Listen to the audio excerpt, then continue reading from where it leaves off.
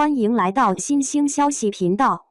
请订阅频道，所以大家不要错过当天最热门的新闻。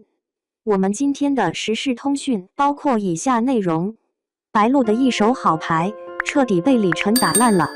在以前的时候，很多人在闲暇之余都是喜欢看一些电视剧来消遣时间的。当然，看电视剧对上班族来说是不太友好的，因为每天追2集有点太累了，有时候真的没有那个时间去追。一旦要是2天有事没追的话，那就基本追不上了。比起电视剧来说，我觉得现在的综艺节目追起来还是相当过瘾的。一方面，综艺节目的类型非常多，想要看什么样的都可以找到。说句难听话，只要你有喜欢的类型，那就可以有相应的综艺。另一方面，综艺节目是更加能达到放松效果的，因为大部分综艺都是有搞笑属性的，更何况还有纯搞笑综艺。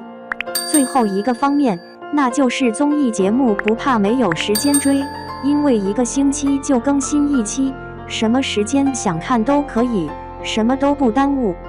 在这些年一直在播出的这些综艺节目当中，我最喜欢的一档就是跑男了。在国内现存的这些综艺节目当中，跑男绝对算是长寿级别的了。大家都知道，综艺节目一般每年只播出1季，但跑男现在已经做到了1年2季，这个成绩绝对是行业内少有的。在一开始的时候，特别季还是不太被看好的，因为就是看看风景，然后玩一些无聊的小游戏。比起正片季来说，特别季完全就像是打酱油的，除了嘉宾阵容还是那批人，创作团队还是那批人之外，剩下的基本上就不能称之为是同一档综艺。不过，从奔跑吧黄河篇、奔跑吧共同富裕篇、奔跑吧生态篇连续看下来之后，你会发现特别季越做越好了，热度和收视率都上来了。如果要是从数据上来看的话，那特别季每一次播出也都是可以做到收视第1了。有了前面的成功经验之后，这次的奔跑吧茶马古道篇可以说是未播先火。在节目还没有开播的时候，各种路透就冲上热搜。不仅如此，还有嘉宾阵容官宣的时候也上热搜，节目刚开播也上热搜。不得不说，这档节目彻底火了。这一季的官宣阵容还是原班人马，只是少了一个范丞丞，剩下的7位整整齐齐全部到位，分别是李晨、郑恺、沙溢、周深、白鹿、张真源、宋雨琦。不过，在首发阵容中还少了2位，周深和宋雨琦因为工作原因不能参加前半段行程，需要在后期才能和观众见面。在最新一期的节目中，一共有4位飞行嘉宾，分别是高瀚宇、翟子路、李云睿、孟子义。话说节目组在这个时候请李云睿和孟子义也是挺不错的选择，因为2位的九重子正在热播。李云睿和孟子义可以借跑男来宣传新剧，节目组也可以借2人新剧的热度来提高收视率，可以算是双赢了。在这次的节目中有一个主题，那就是去有路的地方。用直白一点的话语来说，那就是去年白鹿去大理旅游了，拍了很多照片，网上有很多人跟着白鹿去打卡。现在节目组也要跟着白鹿去打卡那些地方，然后拍白鹿的同款照片。在这期节目中一共分为2个队伍，分别由白鹿和孟子义2个女生带队。白鹿和孟子义在这次的任务中充当了摄影师的角色，他们需要为自己的队员拍照，最后要由专业人员评选出胜负，输的一个队要原图直发，赢的队可以发精修图。按照正常逻辑来说，这是白鹿去年走过的路线，自然是跟着白鹿赢面比较大。不过，比起找打卡的来说，还是拍照更重要，这就要看谁的拍照技术更好了。那么问题来了，谁拍得更好呢？白鹿的一手好牌彻底被李晨打烂了。